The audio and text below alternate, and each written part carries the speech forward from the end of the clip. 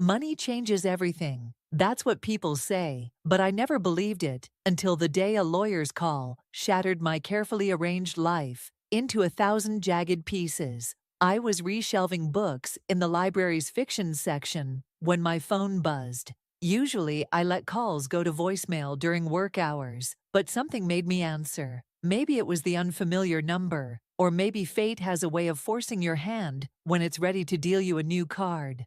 Miss Johnson, this is Robert Walsh from Walsh & Associates. I'm calling regarding your cousin, David Turner. David, a name I hadn't heard in years. Last I knew, he was somewhere in Silicon Valley, making millions or losing everything. The family wasn't quite sure which. There's been an incident, Walsh continued. Mr. Turner has passed away, and you're named in his will. The book in my hand, some romance novel about star-crossed lovers, slipped and hit the floor with a dull thud. A few patrons looked up, but I barely noticed them. That's impossible, I said.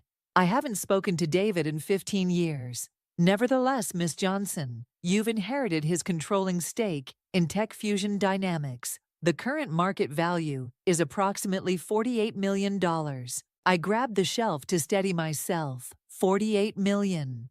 The number bounced around my head like a pinball, setting off bells and whistles with each collision.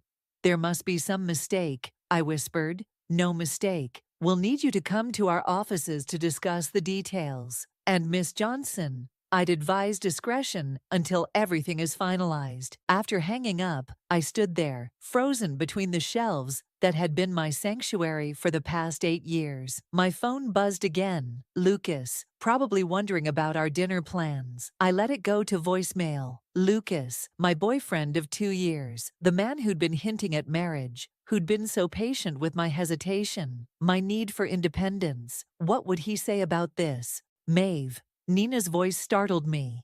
My best friend and fellow librarian appeared at the end of the aisle, her bright purple hair a stark contrast to the muted library surroundings. You okay? You look like you've seen a ghost.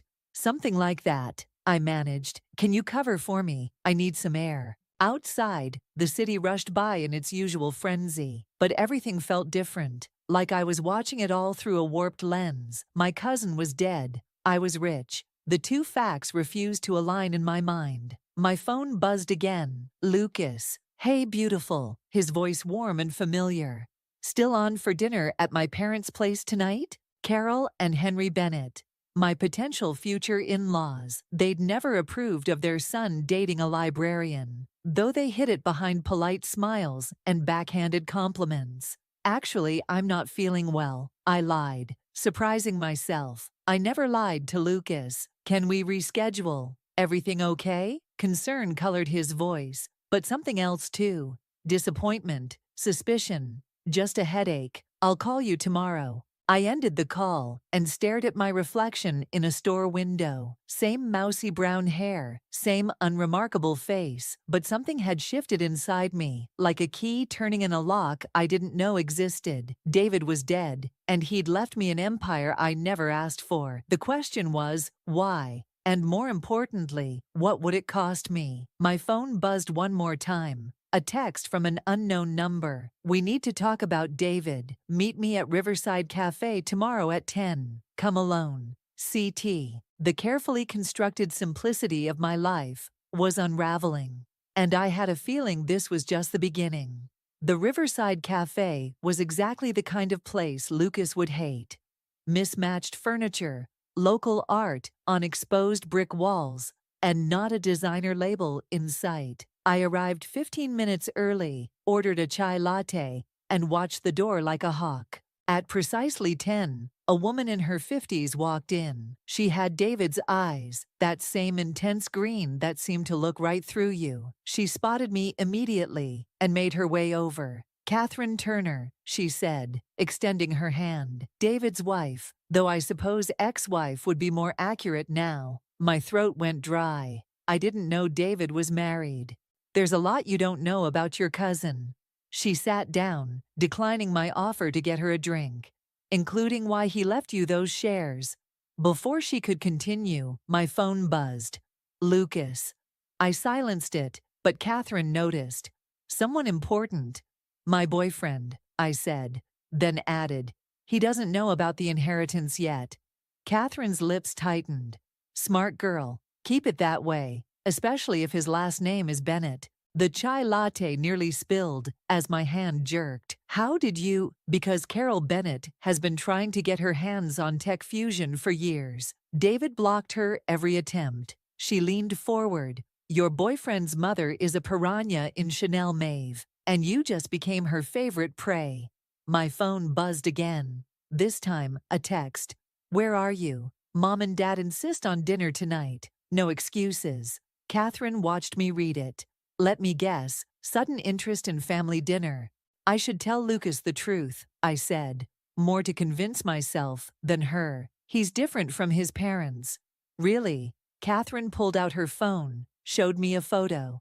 It was Lucas, leaving what looked like an investment firm. This was taken yesterday. He's already meeting with merger specialists. The cafe suddenly felt too warm, too crowded. That doesn't mean. It means exactly what you think it means. Catherine's voice softened. David knew this would happen. That's why he left you specific instructions. She slid an envelope across the table. Inside was a letter in David's familiar scrawl. Dear Maeve, if you're reading this, I'm dead, and the vultures are circling. Whatever you do, don't sign anything. Trust Catherine. She knows the plan. My phone buzzed a third time. Lucas again. Car's picking you up at 7. Wear something nice. Mom's excited to see you. I bet she is, I thought, and felt something shift inside me, that same key turning, but this time unlocking anger instead of confusion. What's the plan? I asked Catherine. First, you're going to that dinner. Wear whatever the hell you want.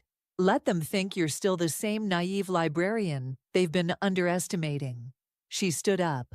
But before you go, we need to make a quick stop at Walsh & Associates. The lawyer's office? Why? Catherine smiled. And for a moment, I saw what David must have seen in her. Because, dear girl, that's where we keep the sharks. I sent Lucas a quick text, see you at 7, and followed Catherine out. My phone immediately lit up with his response. Perfect. Love you. 3 simple words that used to make my heart flutter. Now they felt like the first lines of a script I hadn't known I was performing in. As we walked to her car, Catherine glanced at me. You know this won't be easy. The Bennetts don't lose gracefully. I thought about all the subtle digs from Carol, the way Henry dismissed my career, how Lucas always seemed to steer our future talks toward his family's interests. 2 years of hints I'd ignored, wrapped in love I'd wanted to believe in. Good, I said, surprising myself with the steel in my voice. Neither do I. Catherine's laugh was sharp and appreciative. You really are David's cousin. She unlocked her car, a modest hybrid, not the luxury vehicle I'd expected. Ready to learn how to fight back, I took one last look at Lucas's text, then turned off my phone. Ready to win. The Bennett mansion loomed before me like a challenge. I smoothed down my simple black dress, definitely not the something nice Lucas had in mind, and pressed the doorbell. Lucas opened the door, his smile faltering slightly at my outfit. You look comfortable. That's the idea. I stepped past him into the marble foyer, where Carol Bennett stood waiting in what probably cost more than my annual salary. Maeve, darling. Her air kiss missed my cheek by inches. We have so much to celebrate. I caught Lucas shifting uncomfortably. Celebrate? Lucas told us everything, Henry called from his study. About your inheritance. Quite the windfall. The betrayal hit like a physical blow. I turned to Lucas, who at least had the decency to look ashamed. Did he now? Come, let's have drinks before dinner. Carol steered me toward the living room. Henry's been dying to discuss some investment opportunities with you. Of course he has. I remembered Catherine's words about sharks and wondered if she could see me now, swimming in deep water. Actually, I said, planting my feet, I'd like to know exactly what Lucas told you. The room went still. Carol's perfectly manicured hand tightened on her martini glass. Just that you've come into some tech shares. Nothing specific, of course. 48 million in Tech Fusion Dynamics. Henry said, emerging from his study. That's quite specific, isn't it? Lucas stepped forward. Maeve, I only mentioned it because… Because what? The words came out sharp enough to make him flinch. Because you couldn't wait to tell them about my private business. Or because you've already planned how to spend it. Carol's smile turned brittle. Now, dear, you're being dramatic. We're practically family. Lucas was going to propose next month, weren't you, darling? My laugh surprised even me. Was he? Before or after the merger specialists? The glass in Carol's hand actually cracked. Lucas went pale. How did you… know? I pulled out my phone, showed them Catherine's photo. Funny thing about family secrets, they have a way of coming out. Henry's face darkened. Catherine Turner has no right to warn me, unlike my boyfriend, who apparently reports everything to Mommy and Daddy. That's not fair, Lucas protested. I love you. This could be good for all of us. All of us. I gestured around the room. Or all of you. Carol set down her broken glass. Perhaps we should discuss this after dinner. The chef prepared your favorite, Lucas mentioned. Stop. My voice cut through her practiced smoothness. Just stop pretending. I've seen the merger proposals. I know about the failed takeover attempts when David was alive. Henry stepped forward, all pretense gone. That company should have been ours years ago. Your cousin was an obstacle. And now I'm the obstacle. The pieces clicked into place. Is that why you pushed Lucas to date me 2 years ago? Were you planning this even then? Lucas reached for my hand. I jerked away. Maeve, please, whatever you're thinking. I'm thinking clearly for the first time in 2 years. I turned to Carol. You must have been thrilled when you found out about my inheritance. Finally, a way in. You ungrateful little… Carol caught herself, forced another smile. Let's all calm down. We can discuss this reasonably. Nothing about this is reasonable. I headed for the door. But Lucas blocked my path. Don't leave like this, he pleaded. We can work it out. I do love you. I looked into his eyes. Eyes I'd trusted. Eyes that had lied. No, you love what I represent. There's a difference. If you walk out that door, Henry called after me, you'll regret it. I paused at the threshold, turned back one last time. No, I'll regret the 2 years I spent thinking I belonged here. But that stops now. The door slammed behind me with satisfying force. In my purse, my phone buzzed with a text from Catherine. How'd it go? I typed back. They showed their teeth. Your turn. Her response came instantly. Perfect. Meet me at Walsh's office tomorrow. Time to show them ours. The night air felt clean after the mansion's suffocating atmosphere. I walked to my car, leaving behind the fantasy of belonging to their world. They wanted a game. Fine. But they'd forgotten something important. I had David's blood in my veins, and now I had nothing left to lose. The library's back office felt like a bunker, with Nina perched on my desk while I paced between filing cabinets.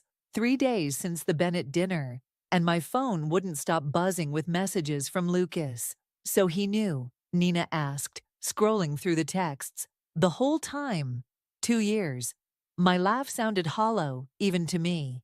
2 years of planning how to get his hands on David's company. Nina set my phone down. You need to read this. She pulled up an article on her tablet.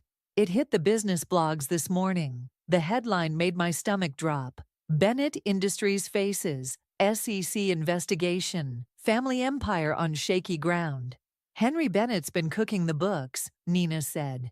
They're practically bankrupt. A knock at the door made us both jump. Catherine stood there, looking grimmer than usual. You've seen the news. Just now. I gestured at Nina. This is my friend. Nina Parker, I know. Catherine closed the door. I've been doing my homework. She's the only person you trust besides Lucas. Well, trusted. Nina straightened. And who exactly are you? Someone who knows what the Bennetts are really after. Catherine pulled out a USB drive. This isn't just about tech fusion anymore. Show them, Nina. Nina plugged in the drive, and her tablet filled with documents, bank statements, emails, merger proposals dating back 3 years. They've been planning this since before you met Lucas, Catherine said. Carol Bennett orchestrated the whole thing. She knew David was sick before anyone else. The room tilted slightly. How? Because she had someone watching him, watching you too. Catherine's voice softened. That's not all. Check the last folder. Nina's sharp intake of breath made me look. There were photos, dozens of them. Me at work, at home, with Lucas, dating back 3 years. They chose you, Catherine said. Found the perfect mark. Someone lonely, someone who'd believe Lucas could fall for a quiet librarian. My legs gave out. I sank into my chair, remembering every chance meeting with Lucas. Every time he seemed to know exactly what I needed to hear. There's more, Nina whispered, still scrolling. Maeve, they were the ones who isolated David, made sure you two lost touch. The pieces clicked together. The mysterious family rifts, the gradual distance, the way David tried to reach out before. When did he die? I asked Catherine. Really? 2 weeks ago, murder staged as suicide. Her words fell like stones. They thought they'd finally broken him. Instead, he changed his will. A sound escaped me, half laugh, half sob. He knew, and he gave me the shares to finish what he started. Catherine nodded. But they're desperate now. The SEC investigation, the failing company. They'll come after you hard.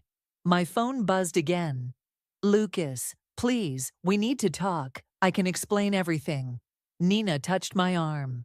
What are you going to do? I looked at the photos, at years of manipulation captured in pixels, at the careful construction of a love story that was really a business strategy. First, I said, standing up, I'm going to call that lawyer. Walsh? Catherine asked. No, someone better. I pulled out the card David's lawyer had given me. Someone who specializes in corporate takeovers. Nina's eyes widened. You're going after them? They're already drowning, I said, surprising myself with how calm I felt. I'm just going to help them sink. Catherine's smile was sharp. David would be proud. My phone buzzed one final time. Carol Bennett, dinner tomorrow, just us girls. We should talk about Lucas's future. I showed them the message. Nina swore under her breath, but Catherine just nodded. Perfect, she said. Except, why? Because Carol Bennett thinks she's still playing chess. Catherine gathered her things. Time to show her she's been playing checkers all along. I typed back a response, looking forward to it. The lie felt clean on my fingers, like the first page of a new book. They'd written my story for 3 years. Now it was my turn to write theirs. And this time, I knew exactly how it would end. Carol Bennett chose Le Jardin for our dinner, the kind of restaurant where the menu has no prices, and the waiters judge your wine selection. I arrived early, armed with Catherine's USB drive in my purse, and David's last letter burning a hole in my pocket. Carol was already there, perfectly coiffed in Chanel. Maeve, darling, I took the liberty of ordering champagne. To celebrate what? I settled into my chair, noting the extra place setting. I thought this was just us girls. Oh, did I forget to mention? Her smile didn't reach her eyes. Lucas insisted on joining us. He's parking the car. Of course he was. I touched the USB drive through my purse, remembering Catherine's warning. Don't show your hand too early. Before he arrives, Carol leaned forward. I want to clear the air about that unfortunate dinner. Which part? The ambush or the threats? Don't be dramatic. She sipped her water. Henry can be direct, but we only want what's best for everyone. Everyone meaning the Bennett family, which could include you. She reached across the table, touched my hand. Lucas loves you. The merger would just be formalizing things. The champagne arrived with Lucas, who bent to kiss my cheek. I turned my head slightly, making him catch the corner of my mouth instead. You look beautiful, he said, settling between us. I've missed you. Funny how surveillance photos work that way. His glass froze halfway to his lips. Carol's knuckles whitened around her stem. What did you say? Lucas asked. I pulled out my phone, showed them the photos Catherine had given me. 3 years of watching, planning, orchestrating. That's quite the long game. Where did you get those? Carol's voice had lost its polish. The same place I got these. I placed David's letter on the table. He wrote this the day before he died, or should I say, the day before you had him killed. Lucas went pale. Maeve, whatever you think, I don't think, I know. I pulled out the USB drive. Every email, every transaction, every piece of evidence showing how you systematically destroyed David's life while setting up mine. Carol's mask cracked. You stupid girl, you have no idea what you're dealing with. Actually, I do. I stood up, gathering my things. The SEC investigation, that was just the beginning. The real documents hit the press tomorrow morning. Lucas grabbed my arm. Wait, don't touch me. I jerked away. You know what the funny thing is? Somewhere along the way, I think you actually started to care, but not enough to stop, right? I did care, I do. His voice cracked. It wasn't supposed to go this far. David wasn't supposed to what? Fight back? Leave me his shares? I laughed, and it sounded like breaking glass. He knew what you were. All of you. That's why he made sure I'd have the power to finish what he started.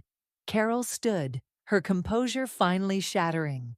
If you think you can threaten us, I'm not threatening anything, I'm promising. I met her gaze steadily. By this time tomorrow, Bennett Industries will be under federal investigation. Your reputation, your social standing, everything you value, gone. You wouldn't dare. Watch me. I turned to leave, then paused.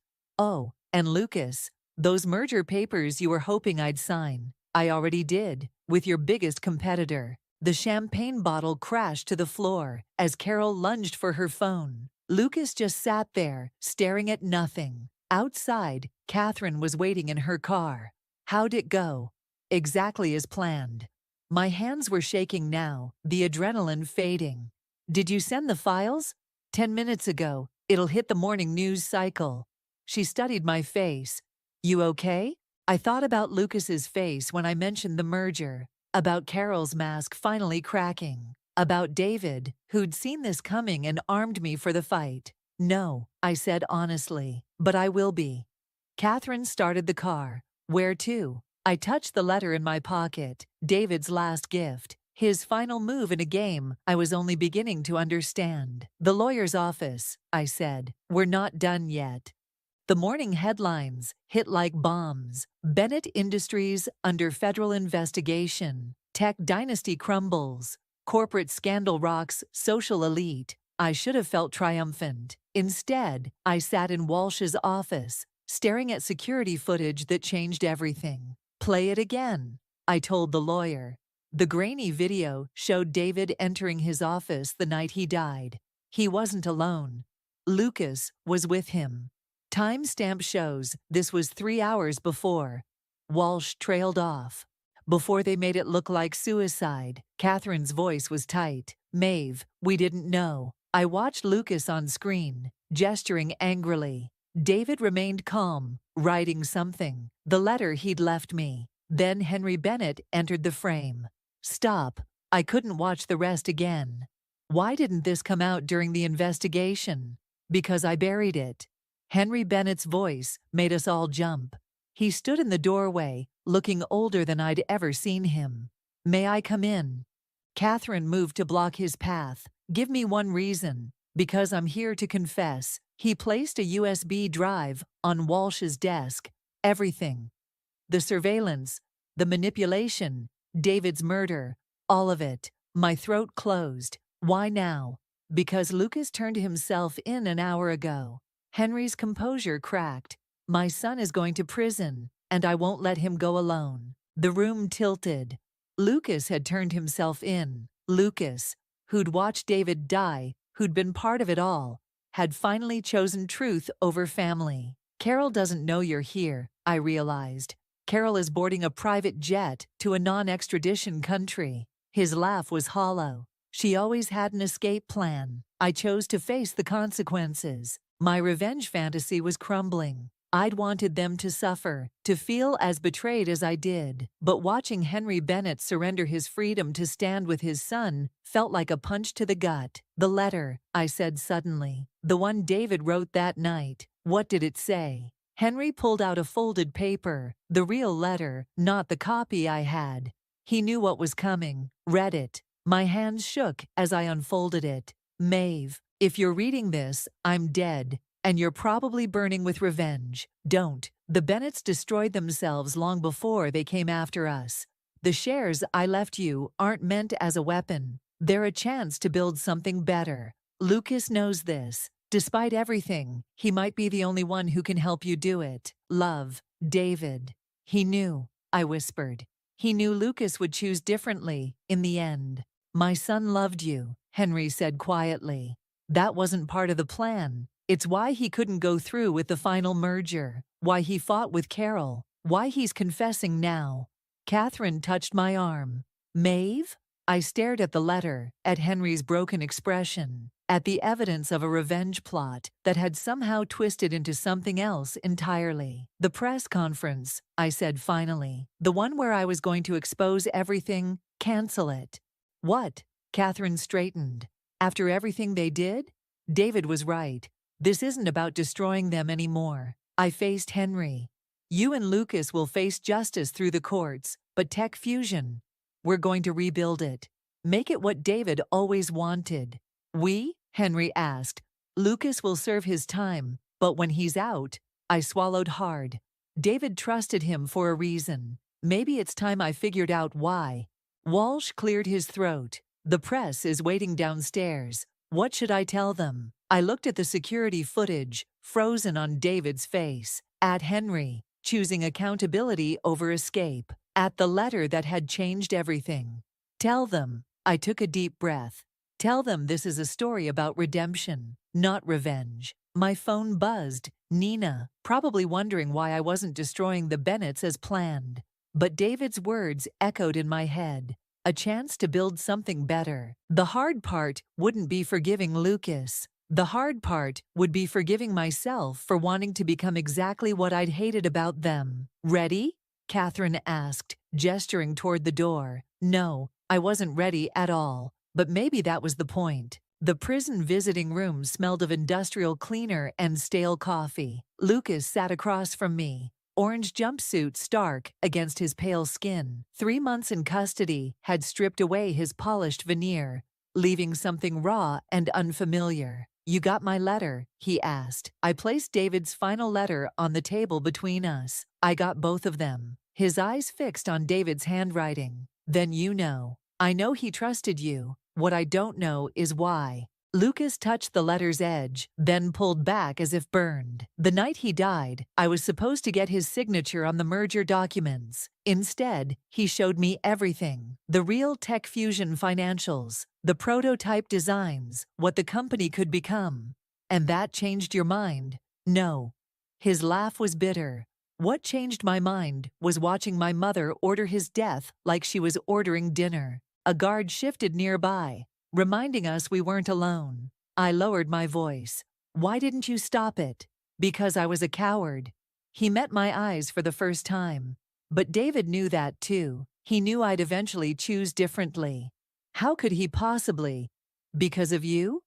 Lucas pushed David's letter toward me. He saw how I changed around you. Not just pretending, but actually changing. That's why he left you the shares. Not to destroy us, but to finish what he started. My throat tightened. The hidden clause in the charter. Article 7.3. Lucas nodded. If the shares are held by a direct descendant of the Turner family, they can't be diluted or transferred without unanimous board approval. Which means my mother's plan was doomed from the start. David made sure of that. The door opened, and Catherine walked in, carrying a thick folder. Sorry I'm late. Traffic was... She stopped, seeing Lucas. Oh. It's okay, I said. He needs to hear this, too. Catherine sat beside me, spreading documents across the table. Carol's been found. Singapore authorities picked her up an hour ago. Lucas closed his eyes briefly. Good. There's more. Catherine pulled out a final document. We found David's original business plan. The one he wrote before the Bennetts got involved. My hands shook as I read it. A technology education initiative. Free coding schools in underserved communities, Lucas explained. That was his real vision, before my family convinced him to focus on profit instead. Which is why he left everything to you, Catherine said. He knew you'd understand the value of education, of giving people chances they might not otherwise have. The librarian in me stirred, a place where anyone could learn, regardless of background. We can still build it, Lucas said quietly. Even from in here, I can help, if you'll let me. I studied his face, the face I'd loved, hated, and now couldn't quite categorize. Why should I trust you? You shouldn't. He pushed away from the table. Trust David instead. He saw something in both of us, something worth saving. Catherine touched my arm.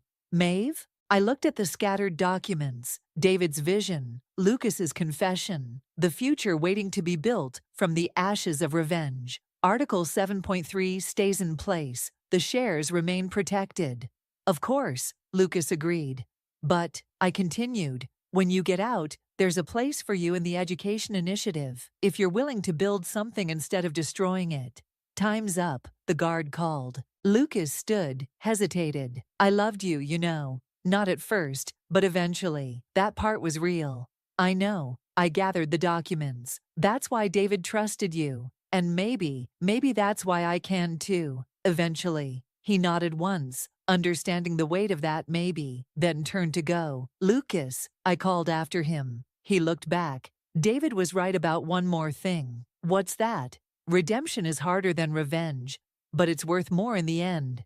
The door closed behind him, and I felt something shift.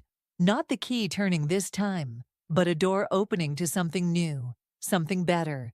Catherine squeezed my hand. Ready? I picked up David's letter, his final gift, now feeling less like a weapon and more like a foundation. Ready to build. The Turner Bennett Technology Center occupied an old warehouse in the city's forgotten industrial district. Exposed brick walls now held rows of computers, and the former loading dock had become a sunny reading room. I stood in the entrance, watching the first group of students file in. Teenagers mostly, carrying worn backpacks and uncertain dreams. Nina appeared beside me, her purple hair now streaked with silver. They looked terrified. They look like me, I said. Before all this, the center had taken 18 months to build, each day a step away from revenge and towards something else, something David had seen coming all along. Catherine emerged from her office, carrying a familiar envelope. This came from the prison. Lucas's parole hearing was next month. His letters had evolved from apologies to ideas, each one filled with plans for expanding the center's reach. I tucked the envelope away for later. Miss Johnson, a girl with thick glasses, approached, clutching a laptop. I found something weird in the registration system. I followed her to her workstation, where she'd pulled up the center's code. There, buried in the programming, was a message I'd never seen. For Maeve, who learned that the best revenge is proving them wrong. Love, David. My throat tightened. Even now, he was leaving breadcrumbs, hidden messages in the foundation he'd helped me build. It's not a bug, I told the girl. It's a feature. Want to learn how he did it? Her eyes lit up. We spent the next hour dissecting David's code, other students gradually gathering around to watch. This was what he'd wanted all along. Knowledge freely given, barriers broken down. The door chimed, and Henry Bennett walked in. He'd aged decades in prison, but his eyes were clearer now. Just wanted to see it, he said quietly. Before I leave town. I nodded toward the students. Want a tour? He followed me through the facility, past coding classes and art workshops, study spaces and collaboration rooms. In each one, people from different worlds worked together, learning, creating. Carol called, he said finally, from Singapore. I stiffened. And? She wanted to invest. I told her no. He smiled slightly. Some things shouldn't be about profit. In my office, David's letter sat framed on the wall, next to the article announcing Carol's arrest. Redemption and justice, side by side. Lucas would be proud, Henry said, then caught himself. Sorry, I shouldn't. It's okay. I touched the envelope in my pocket. He'll see it soon enough. Nina poked her head in. Sorry to interrupt, but the reporters are here for the opening ceremony. I dreaded this moment, standing in front of cameras, explaining what we'd built, but looking at the students through my office window, I realized I didn't need to explain anything. The results spoke for themselves. Coming, I told Nina, then turned to Henry. Will you stay? He shook his head. This is your moment. Besides, he gestured to the security camera in the corner. I think I've been on enough surveillance footage for one lifetime. I watched him leave, then joined Nina by the podium. The reporters waited with their cameras, ready to document the rise of the Turner Bennett Technology Center. Though most had missed the real story, this wasn't about revenge or redemption anymore. It was about choice. The choice to build instead of destroy, to teach instead of manipulate, to find strength in vulnerability rather than power. Ready? Nina squeezed my hand. I looked at our students, each carrying their own stories of struggle and hope.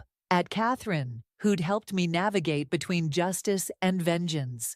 At the empty seat I'd saved, just in case Lucas earned his way back. Actually, I said, stepping away from the podium, I think we should let them tell the story. I beckoned to the girl who'd found David's message. She approached nervously, then began to speak about discovering hidden code and learning to create something new. In her voice, I heard the future David had imagined. Not a revenge story, but a beginning. And maybe that had been the point all along.